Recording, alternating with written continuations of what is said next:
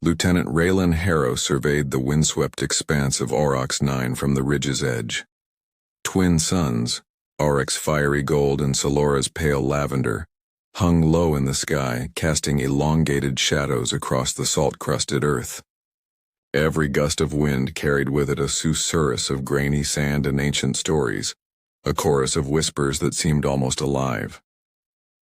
Raylan adjusted the collar of his field coat, feeling the coarse fibers scrape against the fresh shrapnel scar on his neck, a recent souvenir from the skirmishes on Titan's northern plateau. Below him, the Great Basin stretched to a horizon without end, jagged salt pillars that jutted like broken bones, shimmering heat mirages, and skeletal ruins from civilizations long vanished. His HUD flickered, confirming the Volari diplomatic skimmer's approach. He exhaled slowly and checked his sidearm's power core, fully charged. He would not be caught unprepared. Behind him, Corporal Mira Yu shifted her weight, her gaze flicking between the vast desert and her lieutenant. She never spoke of those nightmares that sometimes haunted her sleep, visions of crystalline arrows and psychic screams, but Raylan knew them well enough. "They're late," she murmured, voice low enough that only he could hear. "We've held position for 2 standard hours." He nodded. Patience is part of the mission. But even as he said it, his jaw clenched. A stalled peace meeting was an invitation for disaster. The whine of the diplomatic skimmer's grav engines grew louder, then softened as the craft touched down on the basin floor. Its hull was a seamless mesh of violet-hued crystal and living metal, etched with fluid runes that pulsed in time with the Volari psychic network. A ramp descended with silent grace. From the skimmer emerged a line of copper-eyed bodyguards, their stances proud and unyielding. And then she appeared. Queen Cerelia moved with a fluid elegance that betrayed no uncertainty. Her tall, slender form was draped in robes woven from desert silks and bioluminescent threads, shifting colors like the play of dawn on Aurochs 9's dunes. Her skin was the soft tint of moonlit amethyst, her hair a cascade of silver filaments that caught every stray shaft of light. Raylan felt every scar along his spine awaken, a reminder of past battles, of price paid and debts owed. He stepped forward, rifle held at a respectful slope. "Your Majesty," he intoned, his voice measured. "Lieutenant Raylan Harrow, United Terran Expeditionary Force. I bring greetings and goodwill from the Terran Council." Cerelia inclined her head, the crystal embedded in her forehead shimmering. "Lieutenant Harrow," she replied, her voice resonating not just in his ears, but within his mind, carrying warmth and faint undertones of telepathic resonance. "The Terrans honor our request for dialogue. May this meeting mark the first step toward lasting peace." A hush fell over both entourages. Raylan took that moment to study her eyes, deep pools of violet that seemed to reflect not just the dying suns but aeons of hope and sorrow. He sensed rather than saw a flicker of apprehension behind her regal composure, as her guards formed a protective arc, and the Terran detachment assumed defensive posture. Raylan felt the desert's whispers swell around him. The wind carried warnings, echoes of ancient betrayals, of alliances broken by greed and fear. He cleared his throat. "If you're ready, Your Majesty, we have much to discuss." His words were steady, but his heart thumped like a drumbeat. She offered a slight, enigmatic smile. "Indeed, Lieutenant. Let us begin." And as they walked together toward the skimmer's open hatch, Raylan couldn't shake the feeling that the true test of peace would not be in words spoken but in dangers yet to come. A distant tremor rippled through the air before the first arrow flew, an almost imperceptible warning, like the flutter of a moth's wing just before it disappears into the night. Raylan Harrow's instincts screamed at him to dive for cover, but protocol bound him to stand guard before the Queen's skimmer. He steadied his breath, scanning the dunes for movement. Then they emerged, a swarm of dark veil raiders, their bodies twisted by ritual scars that glowed faintly under the suns. They moved as one, sliding down the dunes on spines of crystalline rock, their faces masked by bone-white helms fashioned to resemble snarling beasts.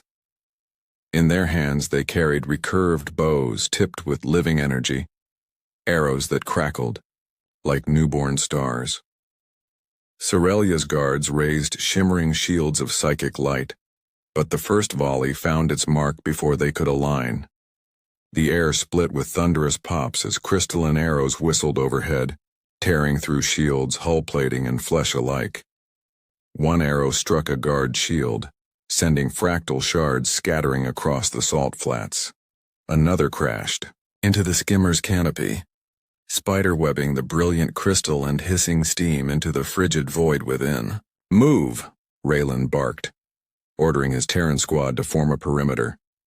They fanned out, rifles blazing plasma rounds that struck the raiders' rock sleds with explosive force. But for every sled that burst in a shower of debris, 3 more slid into view. 100 meters off, Cerelia's skimmer rocked violently as an arrow punched through its undercarriage, sending it careening off balance. The Queen cried out, her voice a clear note of alarm that cut through the cacophony.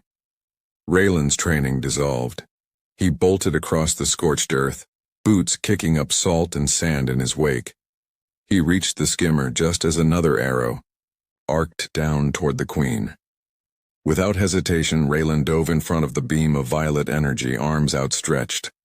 Pain exploded across his ribs, searing and white-hot as the arrow tore through his uniform, puncturing lung and bone.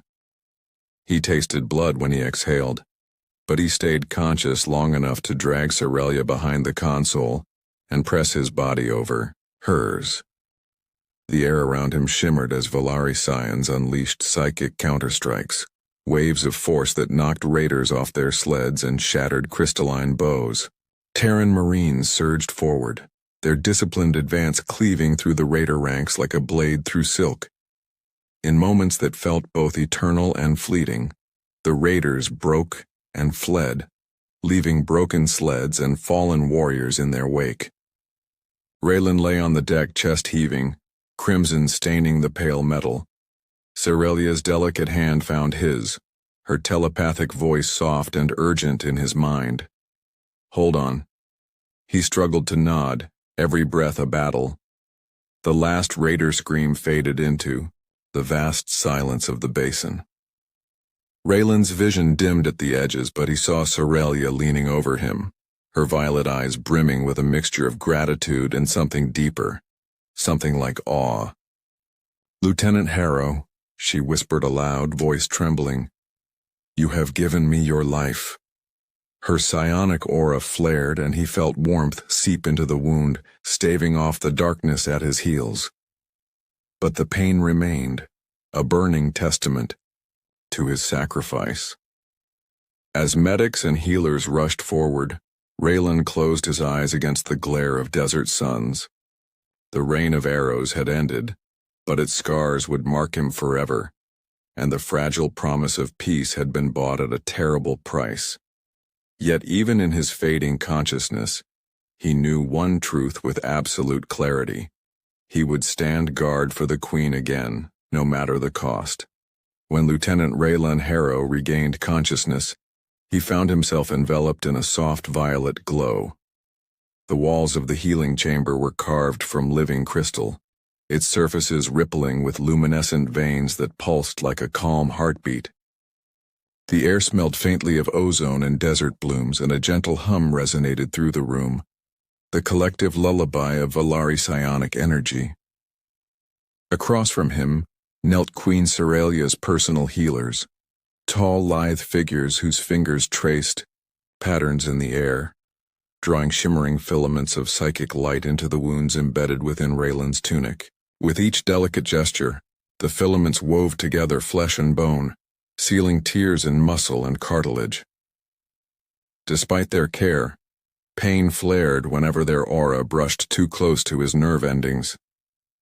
At the foot of the crystalline dais, Cerelia herself stood, her silver hair tumbling around her shoulders like stardust.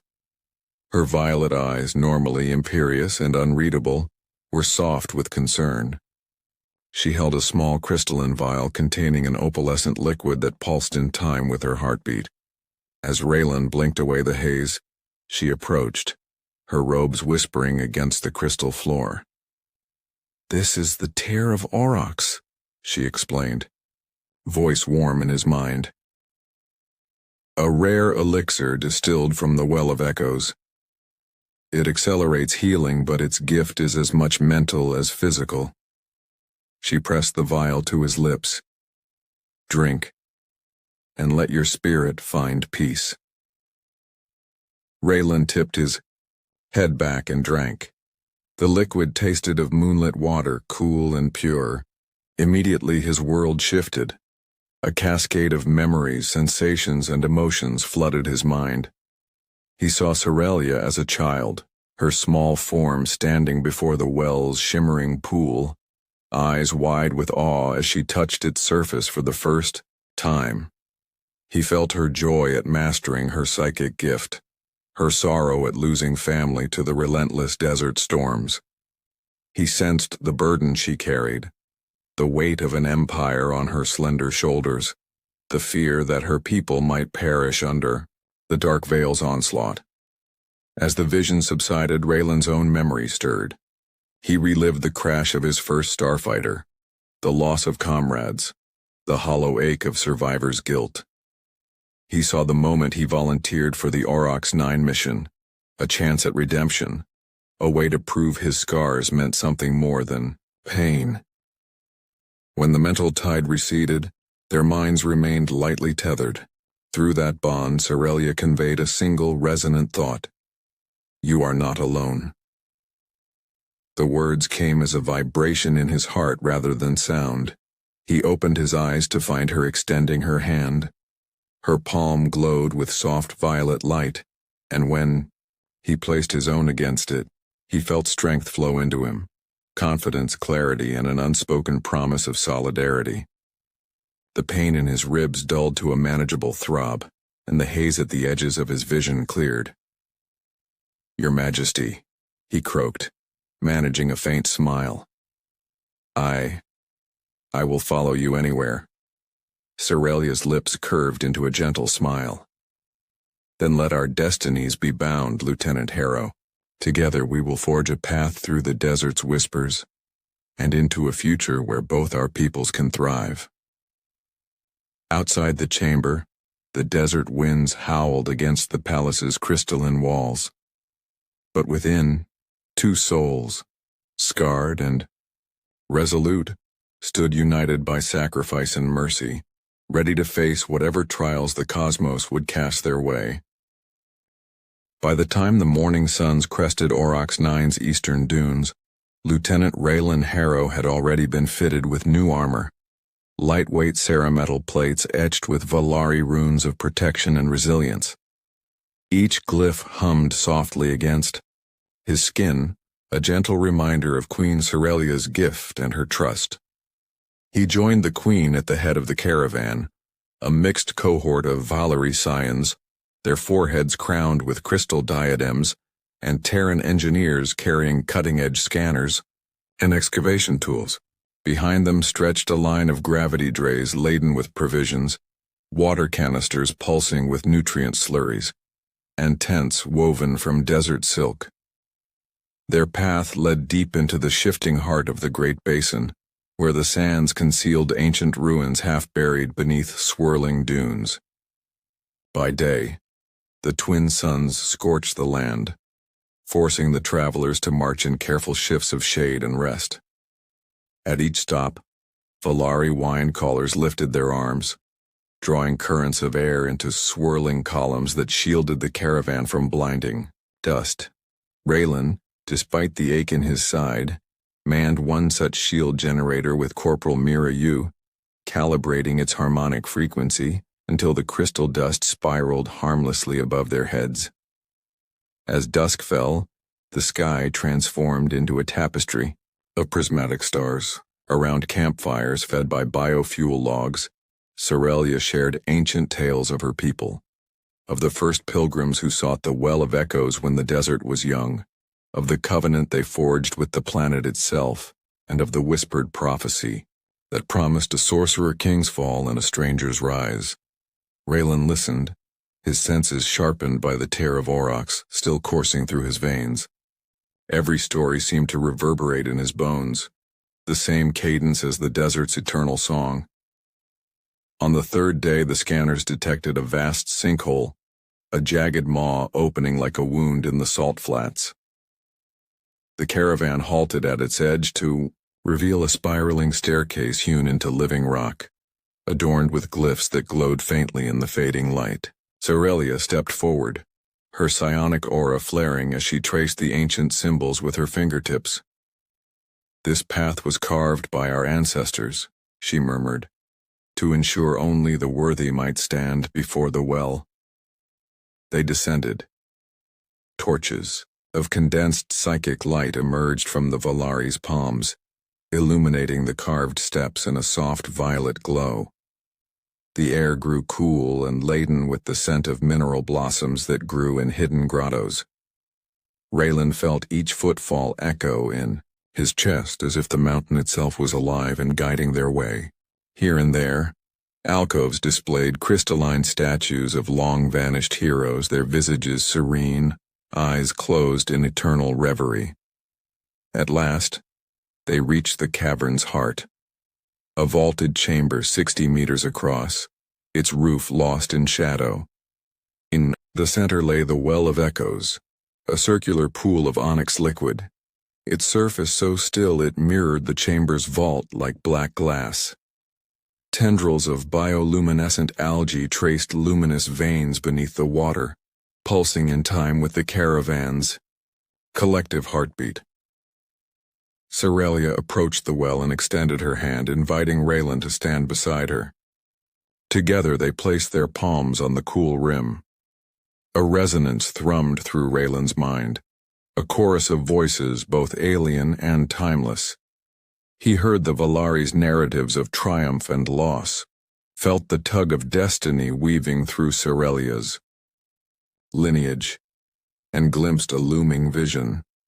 Fleets gathering at the edge of the cosmos preparing to strike the vulnerable heart of Aurochs 9. The Queen's voice whispered in his thoughts, steady and calm. "You have seen our history. Now see our future."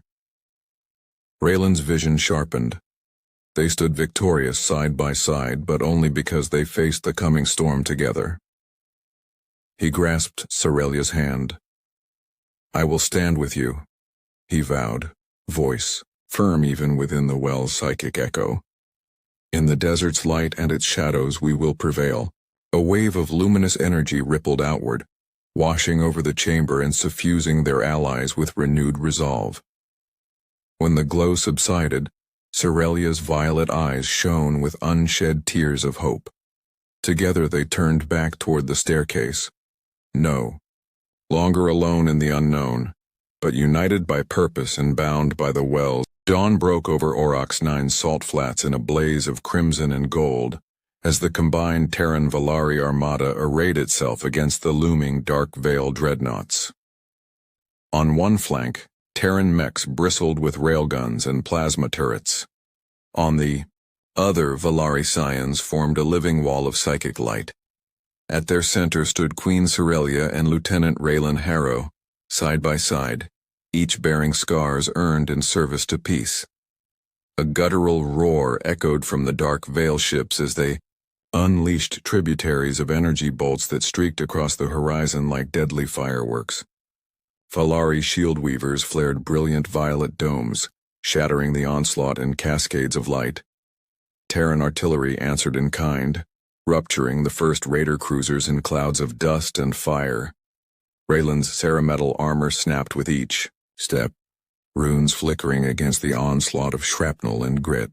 He raised his plasma carbine and urged the Terran line forward. Each shot carved beams of emerald into the enemy ranks, cutting down crystalline automatons that knelt only to rise again. He recalled Cerelia's vow beneath the Well of Echoes, and found renewed determination. Suddenly, a colossal dark-veiled dreadnought broke from formation, its crystalline prow aimed straight at the Queen's flank. "Cerelia!" Raylan shouted, sprinting through the churning battlefield. Psychic arcs danced across the sand as Valari scions formed a barrier, but they could not hold it long. With a roar, Raylan charged, planting a resonance grenade at the dreadnought's hull. The grenade's shockwave of sonic energy shattered crystal plating, leaving a gaping breach. He staggered clear as the dreadnought convulsed and imploded, shards of crystal raining down like deadly rain. Above him, Cerelia's psionic storm swept over the enemy fleet, shattering the remaining dreadnoughts in a symphony of psychic force. The combined might of Terran firepower and Valari mind-weaving had triumphed. When the dust settled, Orcs 9 lay silent beneath twin suns. The salt flats glowed pink with reflected dawn light. Raylan limped toward Cerelia, blood seeping through his armor's runic seals. She knelt beside him, her healing aura softening the edges of pain but honoring each wound. She brushed her fingers along the deepest gash across his shoulder, her touch warm and reverent. "Your scars are our victory," she whispered, voice echoing gently in his mind. "They stand as proof that peace was worth every sacrifice." Raylan met her gaze, the world around them humming with relief and hope. He straightened as best he could. "Then let them be the mark of our alliance," he replied. "Terran and Valari, united by the cost of peace." As the surviving troops gathered to cheer, Cerelia rose and offered Raylan her hand. He took it, and together they walked toward the rising suns, the scars on their bodies and souls glowing like testamentary runes.